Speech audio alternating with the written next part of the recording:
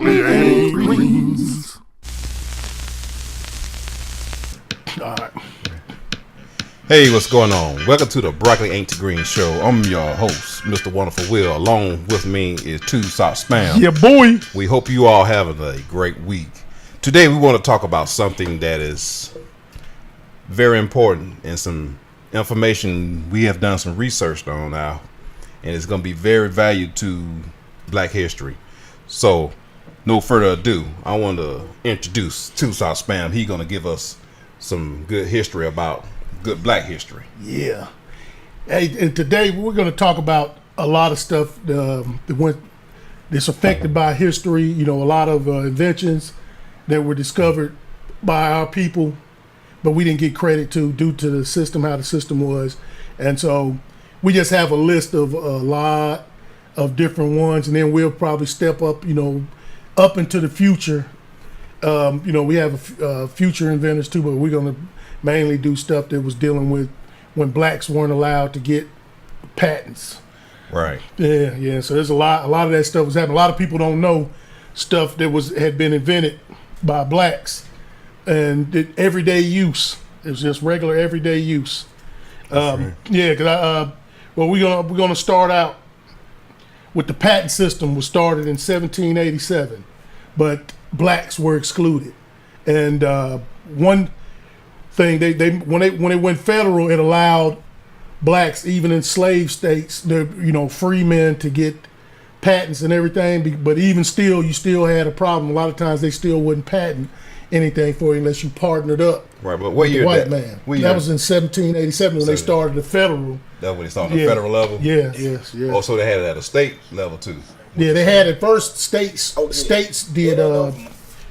The states were over patents, but it was just so screwed up, because if you were invented something in the South, but you happened to be black, it was nothing. You couldn't do anything about it.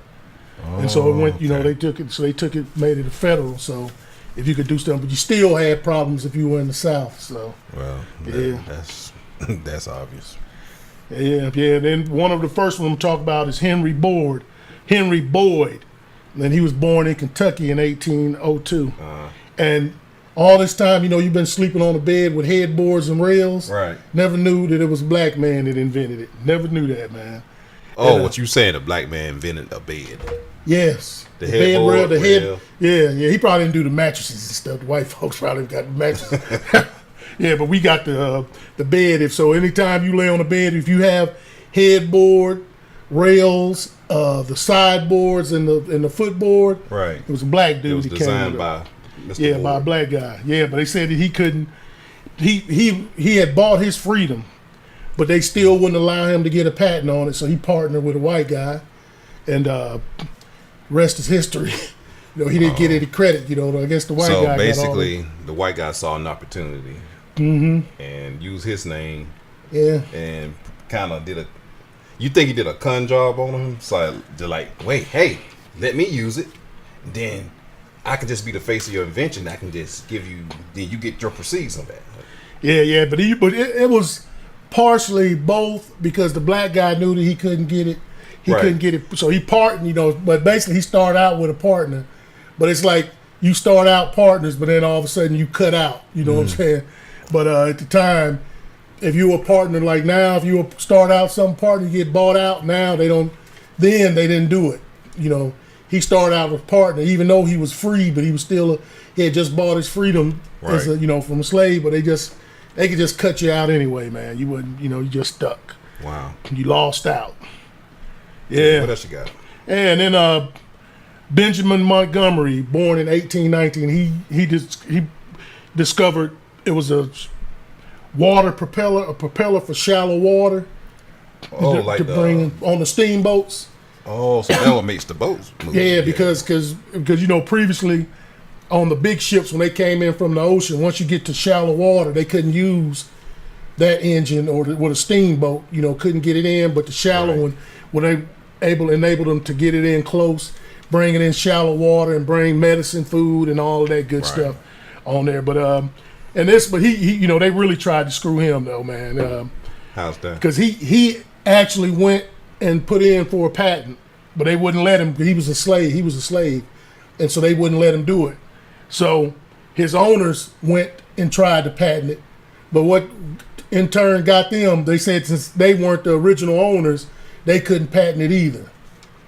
Wow. They wouldn't let them. That's happened a few times, man, where the owners would try to steal the things because you had to be the original inventor, even though he was the owner. So at least he took the step to go try to patent it himself, so it was on record. Because if he hadn't went to patent it, and the master would have went in there and patented it, it would have been his. So what you're saying, the slave owner, did they have to do a presentation of the invention? Yeah, I guess they probably be able to do, and they probably didn't know how to. Yeah, they probably came in there with the patent and everything, and tried to enter. Yeah, but he already had invented it, and so it was on record that it was already on record that Montgomery had tried to patent it, but then they just deleted his application because he was a slave, man. It's that screwed up though. Nah.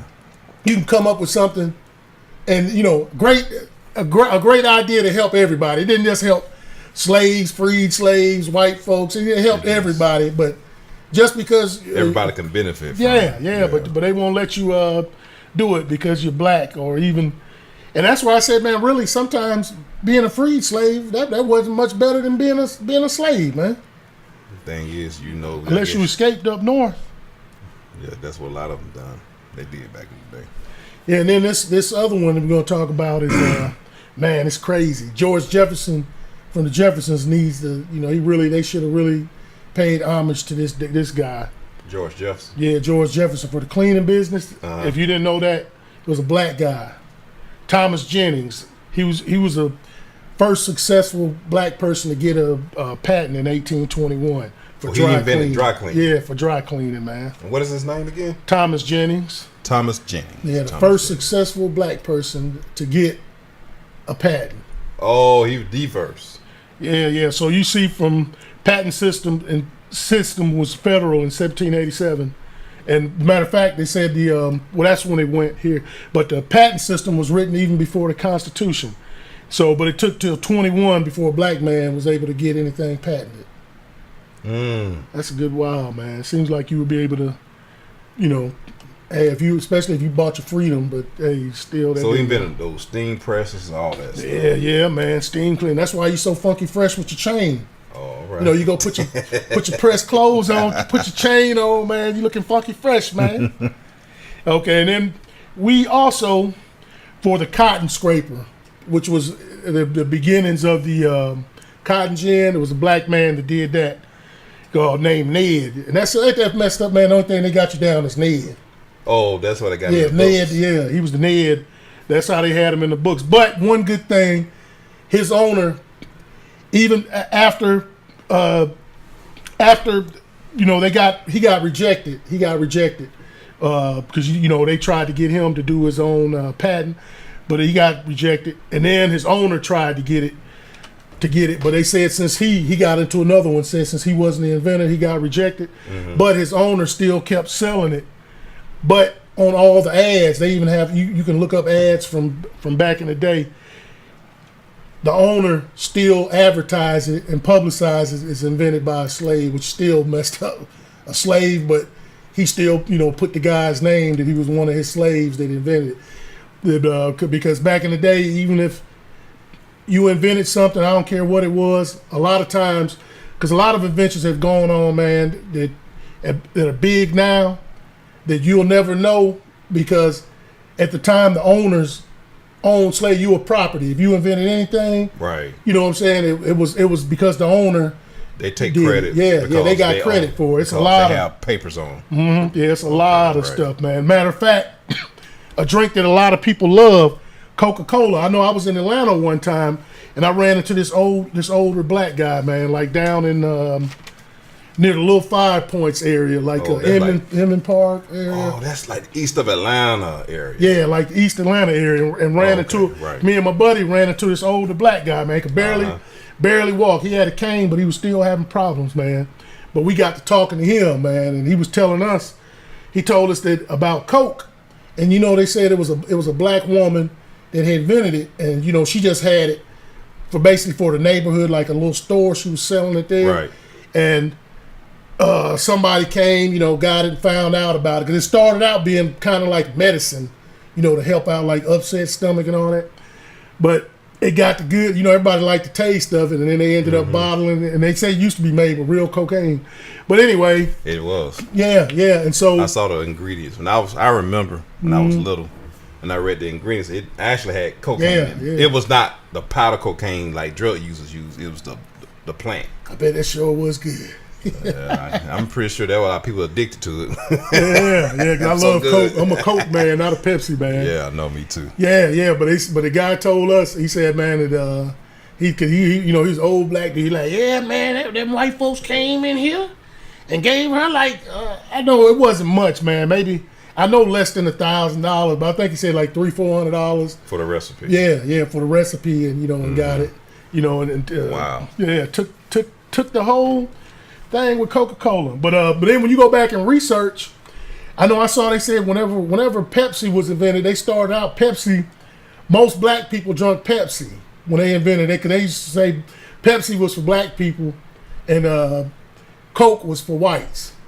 Really? Yeah. I looked that up, man. They say that. Yeah, but it's funny. But Coke was invented by somebody black, man. That's just funny, man. All right. What else you got? Let me see. We also, one of my favorites. It's ironic. One of my buddies had just asked me, what was my favorite drink, Right. and he bought me a bottle for my retirement. Bought me a bottle of Jack Daniels, right? Right. And after the fact, I don't even know. I think it showed up in my YouTube comments about Jack Daniels. Jack Daniels, yeah, man, that's my What about favorite that? whiskey. But it was a black guy who was the original recipe, who came up with the original Are recipe. you serious? Yeah, all this time. But Jack Daniels is known for like a whole bunch of hillbillies and them hard drinking, serving it to honky tonks and country songs. They love talking about Jack Daniels. Yeah, a lot of those reference that drinking to that song. Yeah. So who? Do you know his name? Yeah, his name was Nearest Green. Nearest Green. Yeah, Nearest Green. And they said previously they had been giving all of the credit to a guy. He was a Lutheran preacher named Reverend Dan Call. They were giving him all the props of saying that he was the one that started the recipe. But what it was, the Dan Call, the Reverend Call, Right. he owned the shop. And at the time, you can go get everything, alcohol, everything, like a general store, how in the Right. country. And so he owned the store. And Jack Daniels ended up working for the store. But while the Reverend Call owned Nearest Green, he owned him. And so, but he was the distiller for the store. So when Jack Daniels came and started working there, Nearest showed him, how to do it, came up with the recipe that he used, which was something that they brought from Africa.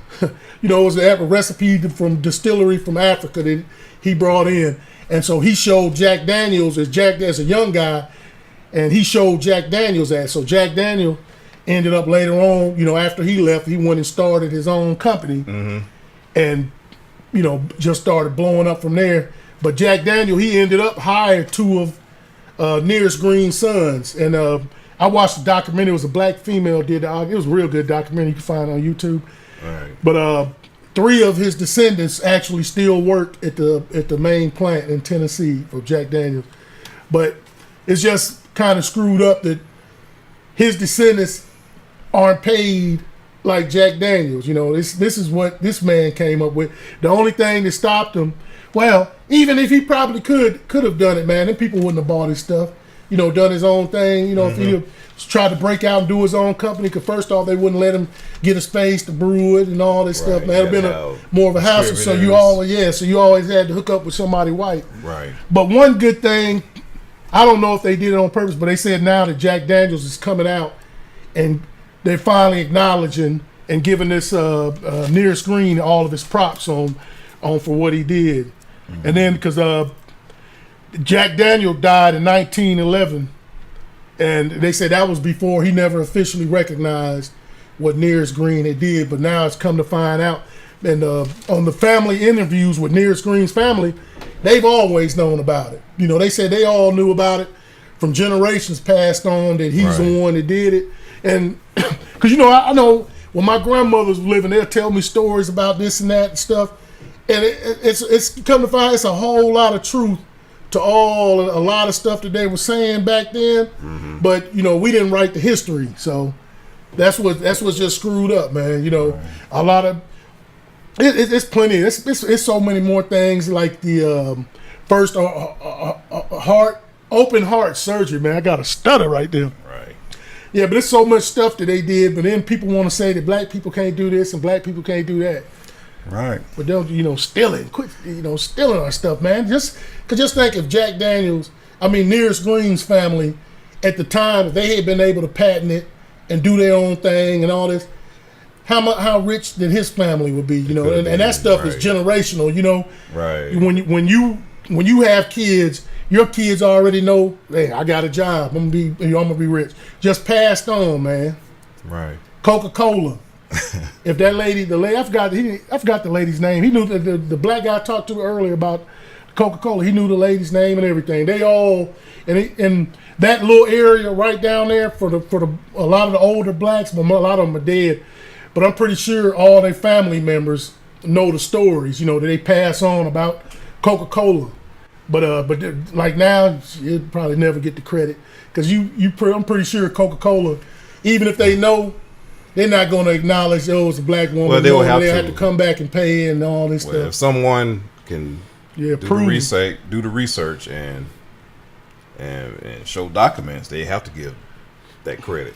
Yeah, man. But I say, man, a lot of those folks were born at the wrong time, man. Wow. If he came up, you know, because when you can get something, that's like saying, like right now, just imagine if it was slave times when computers were invented and Bill Gates had a slave that invented all that stuff. But like when you're looking at it now, you would see all the benefits and money and power that he would have. Right. That's the same.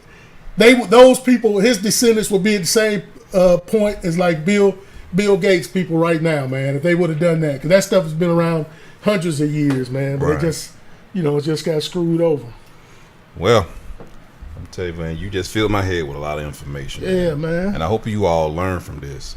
And right before we leave, I just want to just give some quick listing of some black inventors that, you know, a lot of them didn't get a lot of credit, but I just like to list them before we leave. So I'm going to start off with, we have one black inventor named Lewis Lattimore. He invented he improved the light bulb.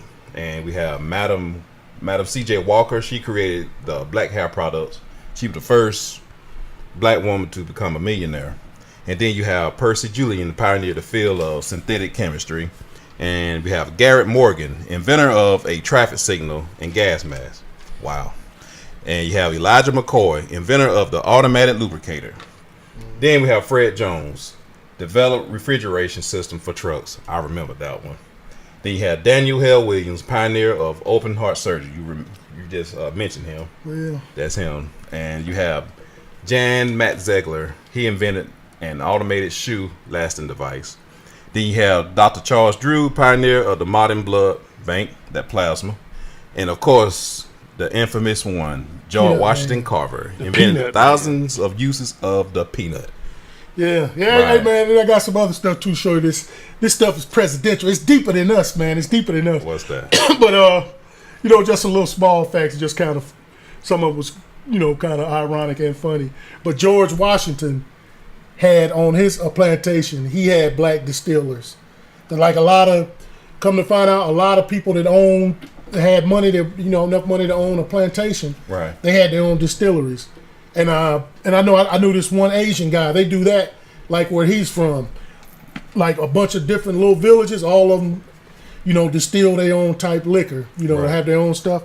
But George Washington had his own distillery with blacks did all. So really, you looking at it, man. I said, man, they don't tell it how many different alcohols they were done by, especially U.S. alcohols that were done by. But one of them that was kind of tripped me out was 1805. Andrew Jackson took out a bounty on one of his runaway slaves, and the guy had escaped. And Andrew Jackson said he he was a good distiller and he wanted him back. Oh, wow. And so he took a bounty out on him. Yeah, ain't that funny, man? You don't care about that. You just want that. You want that slave. Get that boy back here, man. I need my drink. Wow. Took a bounty out on the brother. So you know he was making some good stuff. Oh, yeah. But these guys are presidents, man. You know what I'm saying? Even though back in the day, because I said, man, if I was white back in the day, I probably would have had me some slaves too. But the bad part about it is you just whitewash everything these black folks did, and they not getting credit for it, you know. And other people's families are getting paid. Like, it's a generational thing, man. Yeah, it's generational. Yeah. Right. Yeah, all because you were property. Man, just think, man, back you were born back in the day, you'd be calling some little 6-year-old white kid sir and massa. And you couldn't look him in the eye. Wow, and that's something. Yeah, that's pretty cool. Well, I think this will be a wrap of this show. We thank you all for taking time out to watch our video. And please, let this show validate to you that no one's superior than the other. Blacks are not inferior to anyone. We're just the smartest, the fastest, the prettiest. What about the high jumpiness? That too. You're inferior to anyone. Yeah. And this history, some of these names, and this is like scraping the top. There's more to this than you think there is. Yeah, but you know what's funny, especially when you see racists, you know, just thought just popped in my head. But a racist will blame black folks for any crime that's going down. Oh, that's all of them. But they won't look at this stuff we saying and say blame all that on us. Be like, he did. You know, they won't acknowledge that part of the goodness of black people, but they acknowledge everything bad you do. It's called denial. Just like when they did the documentary and it went to some like some of these white rural towns when they tried to inform them that the Affordable Health Care Act was Obamacare, and they did not want to believe it. Yeah, that was funny. So Kentucky was bad at that. So that right there, that shows that it validate your part. But we thank you all again, and stay ready for our next show. Here comes the spiritual vitamin. I'm not giving no spiritual vitamin, but spiritual vitamin. We got to give credit to the man above that he's the creator of all things. So we just gonna have to tell you that. But always remember, people, to this day, God is love and love is God. Spiritual vitamin. And we love you. Take your vitamins.